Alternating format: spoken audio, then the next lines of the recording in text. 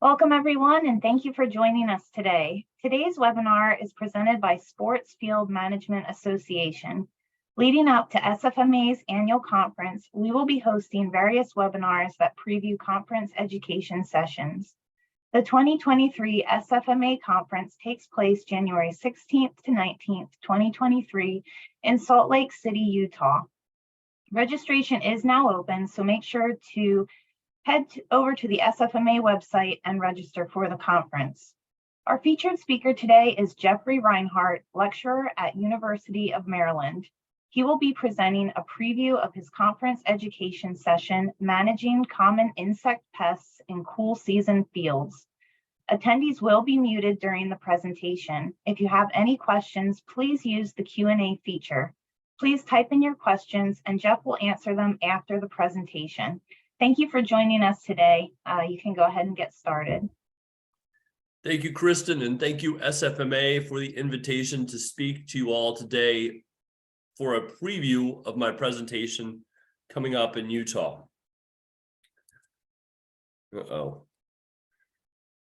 Gosh, Kristen, okay, there we go. So, obviously we have been dealing with turfgrass pests for as long as there's been turfgrass research.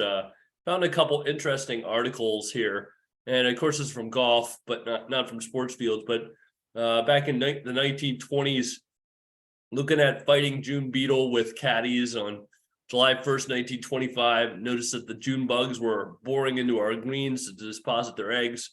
We offered the caddies a bounty of 50 cents a hundred for the captured bugs. From that time, we paid $25 for 5,000 captured eggs. So we've been dealing with this, insect pests, and then you see turfgrass diseases. John Monteith, who's one of the fathers of turfgrass research, talking about brown patch at the Arlington Turf Gardens, some of the first turfgrass research plots in the country. So this is something that's not new. We've been dealing with this as turfgrass managers for quite a while. So when we think about what a turfgrass pest is, and of course I'm going to be talking about insects, but just to kind of set the stage here, we can define this as any organism causing a measurable deterioration in the aesthetic or functional value of a turf. So we think about these in regards to not only insects, but also weeds and diseases as well. So it's just a very broad definition of a turfgrass pest. Now, again, just putting this in context, we think about the three primary categories of turfgrass pests. So weeds, plant out of place. These include broadleaf perennials and annuals, annual and perennial grassy weeds. And then diseases, which could be defined as a biotic organism called a pathogen, causing a decline in another organism, which would be the turfgrass. And then insect pests. So many insects have no effect on turf, and some can be beneficial predators. But there are a handful that we deal with in cool season fields. So if you think about all the insects out and about in our ecology, obviously there's many of them that have no effect, beneficial or pest-wise, on turfgrass. Certainly they're important for the ecology of our broader environment, but it's important to remember that really we only have a relatively few amount of insects that cause pest damage to our turf grasses compared to all of the insect population at large. And so we think about some of these, and I just want to mention that there are beneficial insects. And so these can be generalists or specialists. So some of these that are beneficials include ground beetles, lady beetles, many of which we're probably familiar with the ladybugs or lady beetles. But we also have lacewings, flower flies, big-eyed bugs, ants can be beneficial, and then spiders and predatory mites. So I say this to kind of set the stage. I think that as turfgrass managers, it's easy to get focused on I've got a particular organism that's causing damage or causing a concern, but it's important to, in the broader scheme, look at, kind of remember that there's a broader ecology in our turfgrass systems. And so we have a lot of beneficials that are at work there and can help us with control of some of our pests. So again, very few of our insects are actual pests in the turfgrass system. So if we think about integrated pest management, or IPM, and there's a couple different ways to define this. So we could define integrated pest management as the selection, integration, and implementation of pest control based on the predicted economic, ecological, and sociological consequences. So obviously, playability is an important part of this, but certainly the way that we take care of the fields is there's a sociological implications as well, and then certainly economic implications. So, looking at how much does it cost to buy a particular product? In a few jurisdictions, particularly here in the East, we've seen restrictions where you're not allowed to apply a conventional pesticide. And so that's one way to define integrated pest management. Another one, which I kind of like here, second definition, is a system of controlling pests in which pests are identified, action thresholds are considered, all possible control options are evaluated, and selected controls are implemented, which have the least adverse effect on the environment.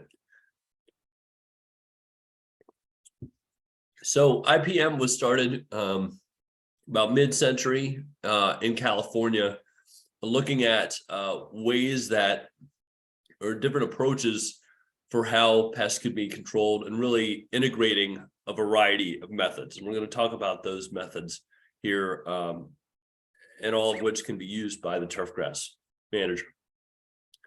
First, though, I wanted to remind us of the primary turfgrass cultural practices, whether you're on a home lawn, sports field, golf course, etc.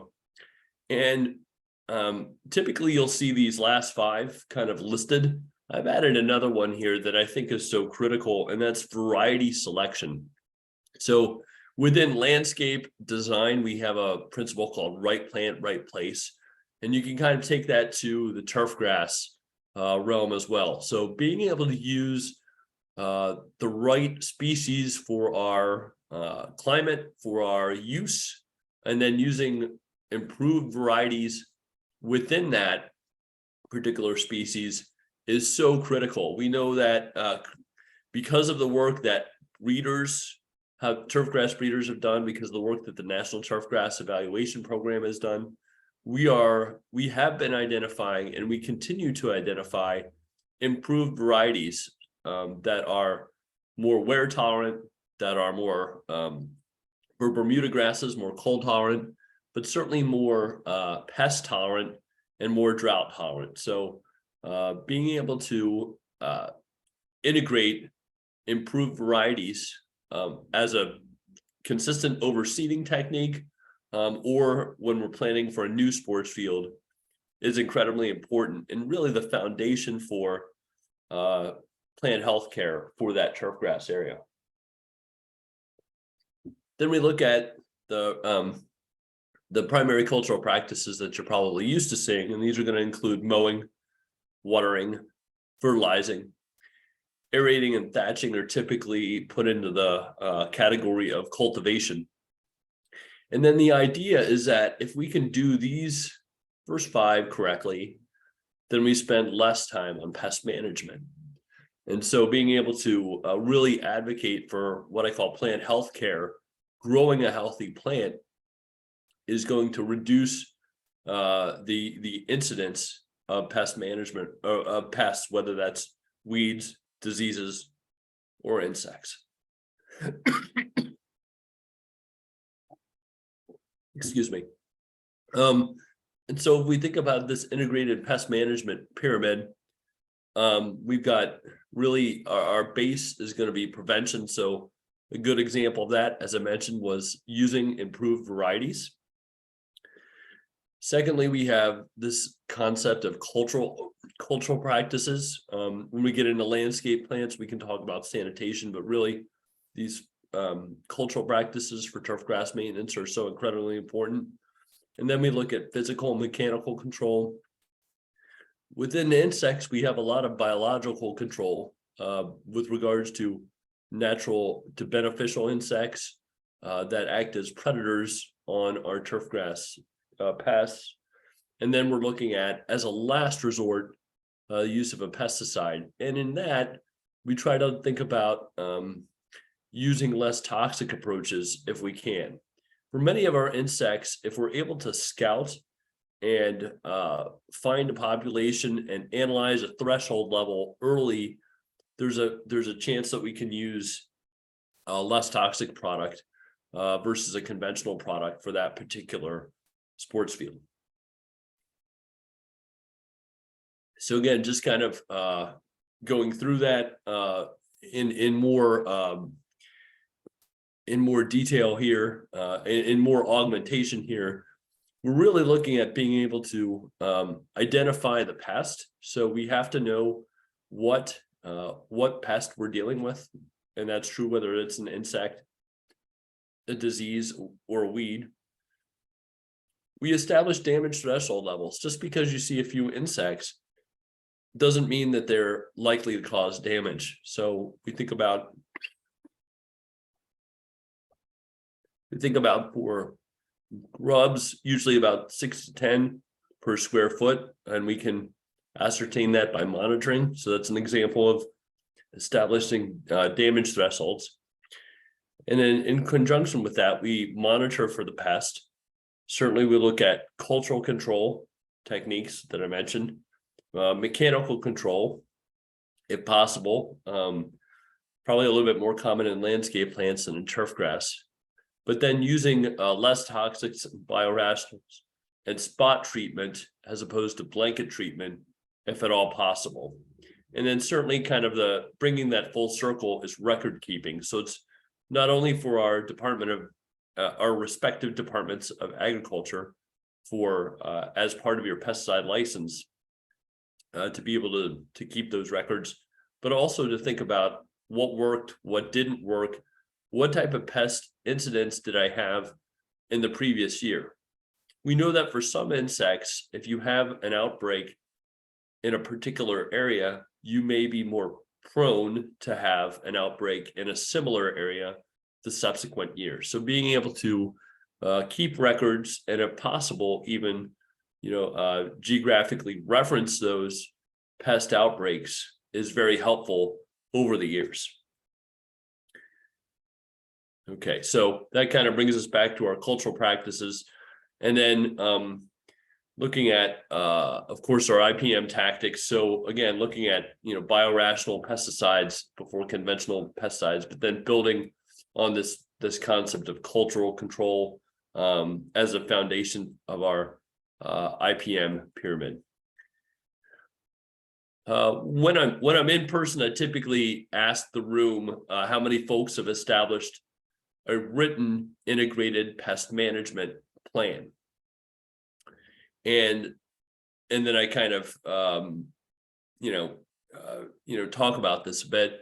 And one thing that I would advocate is, if you haven't established an IPM plan, if for a lot of managers, this IPM plan might be in their head or might be written in different places, but not in a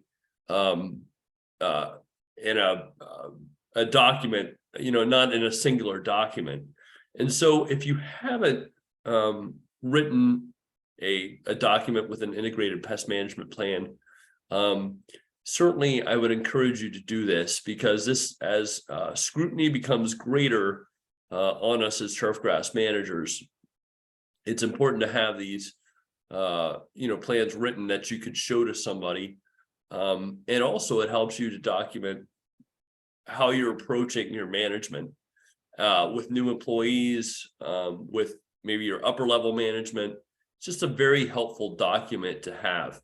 And certainly the SFMA best management practices document is a good guideline for helping to start with writing an IPM plan. So again, if you haven't looked at the SFMA BMP document, that's a great resource for for looking at IPM and how we developed what types of things we do for IPM and writing an IPM plan. So when we think about our turf feeding insects, it's important to know at what part of the plant they are feeding. And so here we've got an illustration of a turfgrass system with the leaves, the crown, thatch, and then roots. And so if we think about this, we've got, this is not all of our turfgrass insects for cool season fields, but there are a couple notable ones. So for chinch bugs, we know that those are going to feed as on the leaves, and they actually have a mouth part that they insert into the leaf and suck out the sugars from the leaf. So they're a surface feeding insect. For bill bugs, we know that they feed in the lower part of the stem for the most part, and that's where they're really causing their damage. Here's the bill bugs. Here's the juvenile bill bugs, but for the most part, we're seeing the damage from the adults there.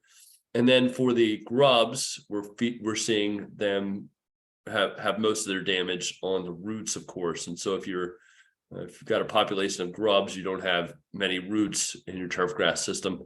Sod webworm, this is one that feeds as a surface insect, and then European cranefly actually feeds, causes damage both above ground and then below ground as well.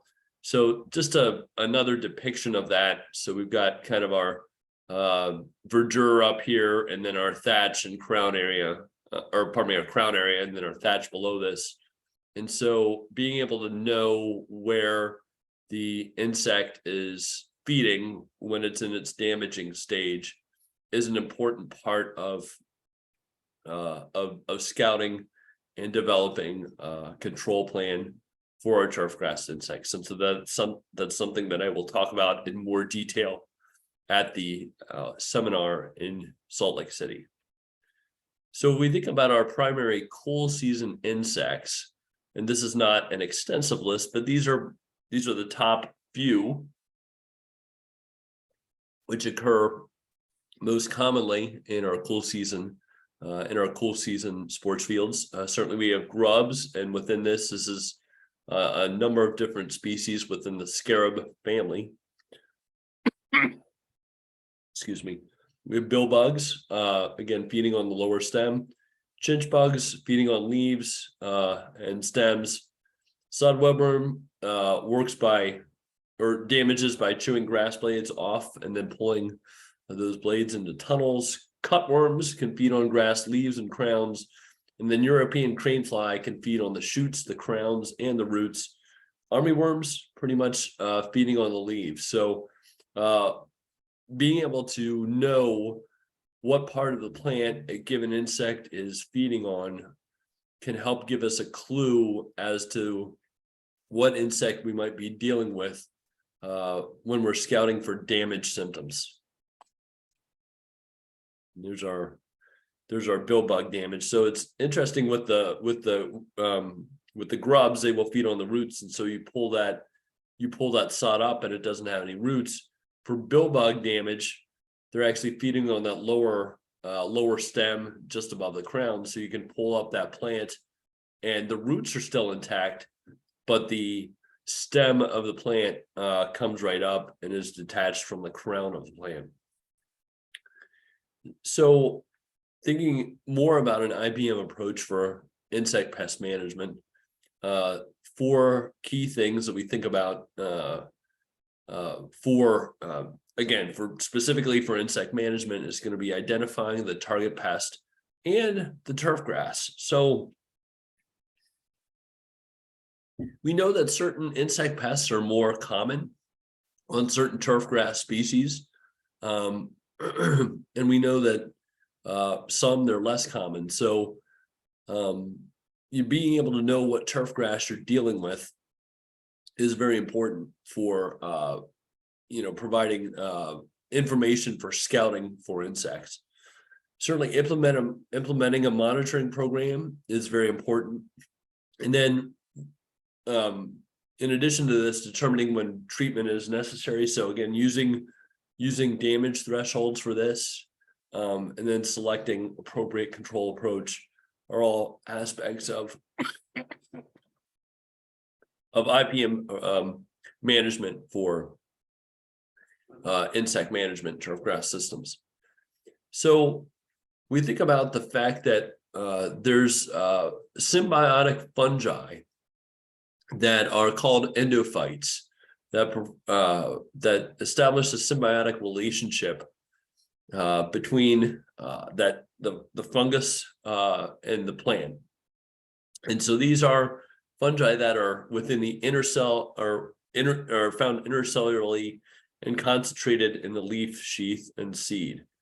So perennial ryegrasses, tall fescues, and fine fescues, depending on the variety, may contain endophytes. One of the difficult things about this in recent years is that we know that while these endophytes are transmitted in seed, if that seed is sitting around for more than a year, 2 years, 3 years, that efficacy of the endophyte can be substantially diminished.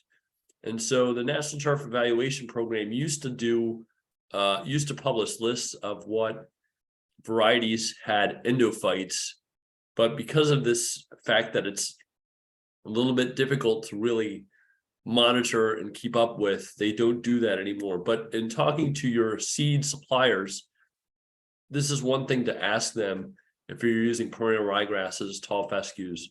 Obviously, we're not using fine fescues in a sports field situation, but again, can be in some of these varieties.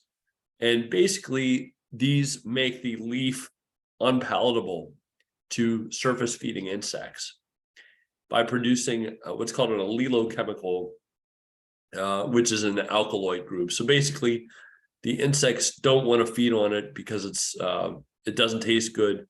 It's unpalatable to them as they're feeding on it. So that's good. That's bad for them, and that's good for us as turfgrass managers.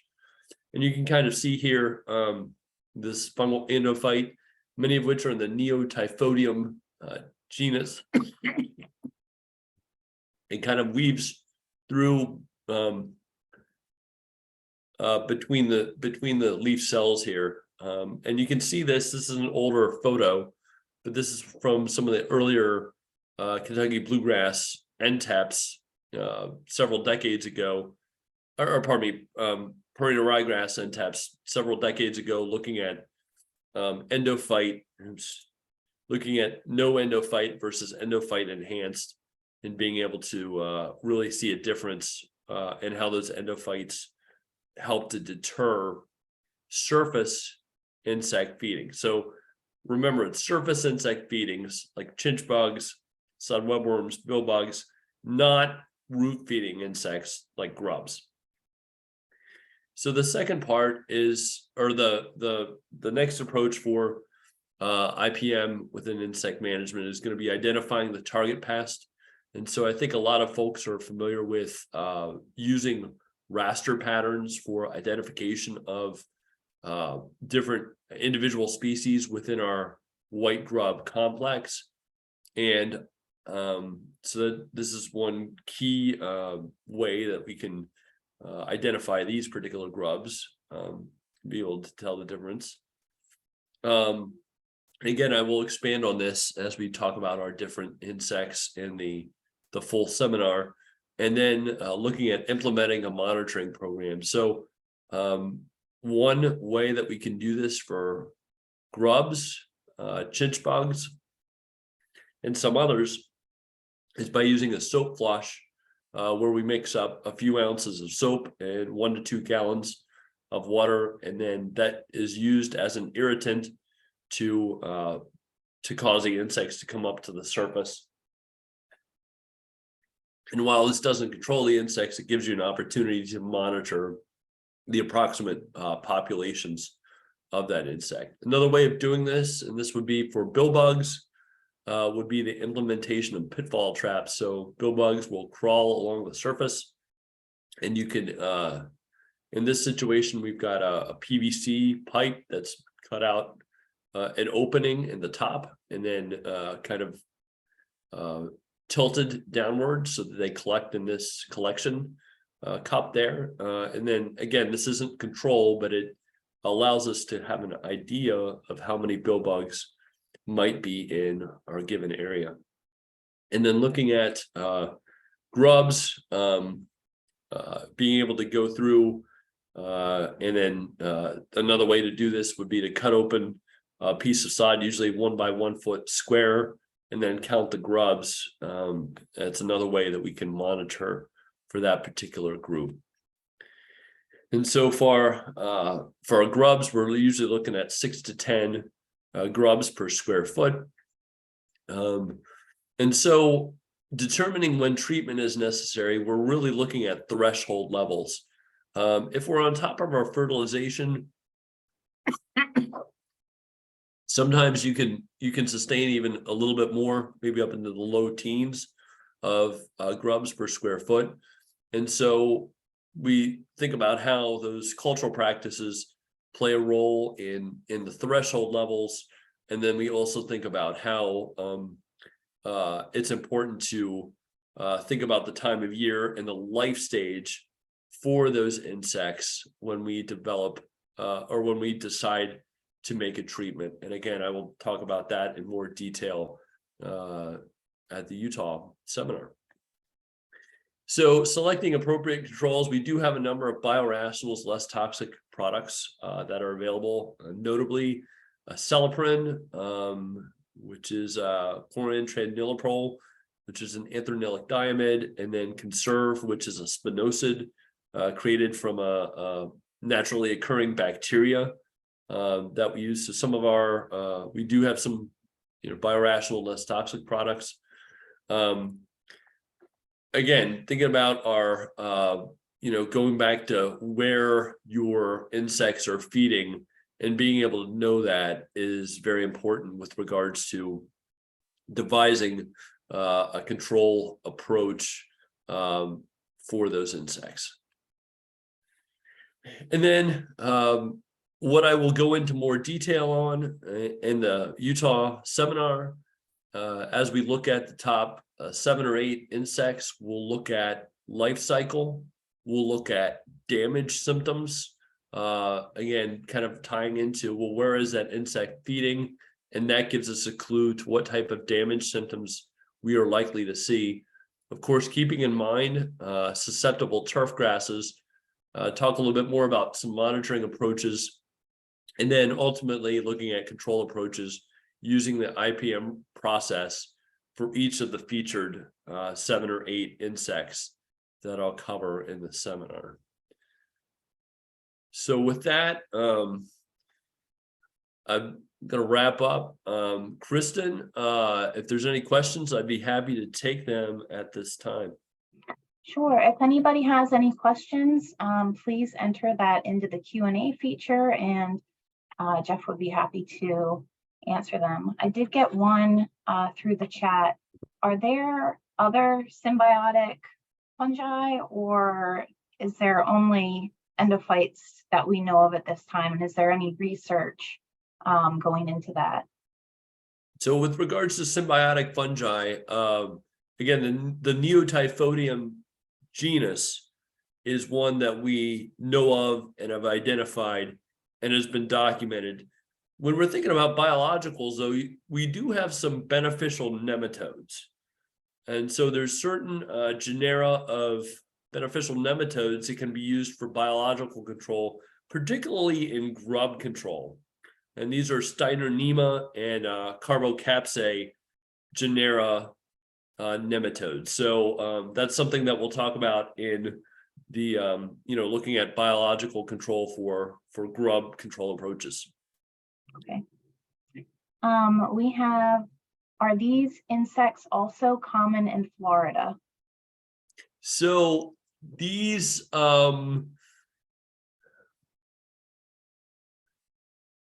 the grubs, yes, chinch bugs, yes, sod webworms. For the most part, you'll see these, but you have other things to deal with in Florida, like mole crickets, ground pearls. Certainly have fall armyworm is a perennial issue in Florida. I know that we had that. We here in the Northeast and Midwest had that outbreak last year. That was kind of a once in 25 or 30-year event. But when you start getting into the Carolinas and Georgia and Florida, those armyworms are an insect that you deal with every year. So for the most part, these are the crane fly, probably not, because the crane fly doesn't like the heat. That's more of a Midwest and Pacific Northwest pest, but all these others you would be dealing with in Florida, plus mole crickets, ground pearls, fall armyworm, etc., and common armyworm. Would you recommend setting up transects for the soap trick? I'm sorry, Kristen.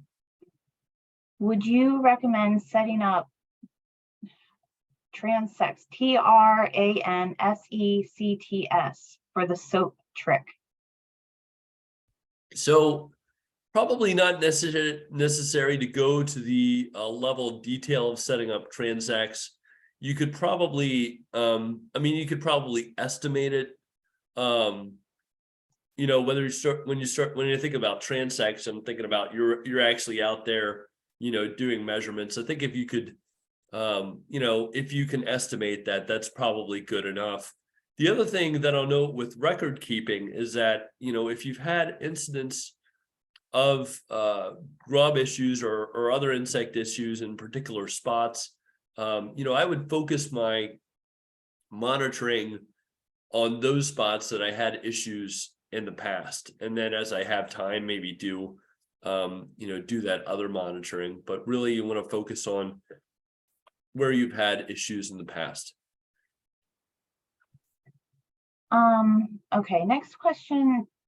I'm sorry, it was typed a little bit strange. Are biorationals a product school districts could use and prevent applications due to toxics related to pesticide applications? So as mentioned, we see some of these school districts and municipalities, particularly in California and the Northeast, putting restrictions on the use of conventional products. And so biorationals are really in those situations where that's our only option. The one thing with biorationals is that you got to remember, if you can use a biorational and knock that pest down below the threshold level, then that's really your goal. You're not looking for, oh my gosh, I have to control every last insect.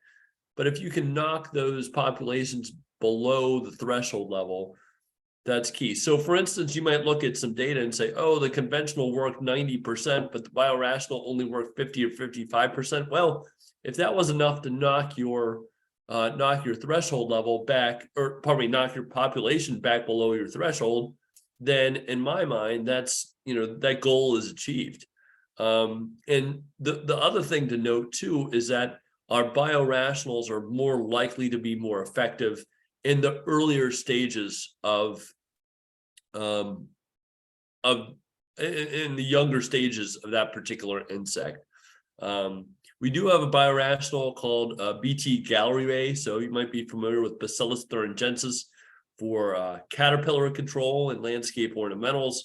This happens to be BT instead of Kerstaki Gallery A that we see for grub control as a biological. So we'll talk about that in more detail for the seminar. All right. And then somebody asked about getting the PowerPoint, and I just want to say that Jeff's presentation will be recorded at the conference, and we do make those slides available on our website for people to view. It looks like we have another question. Aside from chemical treatments, are there also biological treatments? Certainly. So as mentioned, pardon me. as mentioned, we have beneficial nematodes that can act against grubs and also chinch bugs. And then our biorational products. I would put acelepryn in that group. If you look at the acelepryn label, it doesn't have a signal word. So while it's not an organic product, I would certainly consider it a biorational product. And I think a lot of folks are familiar with the acelepryn for season-long control of both grubs and then also surface feeding insects. And I know that's a little pricey right now. I think it's due to be off patent here within the next couple of years. And with regards to that, hopefully the price will fall commensurately. And then spinosad is another good one. This is again a bacterium that acts against insects, particularly surface feeders, and that's within the product conserve.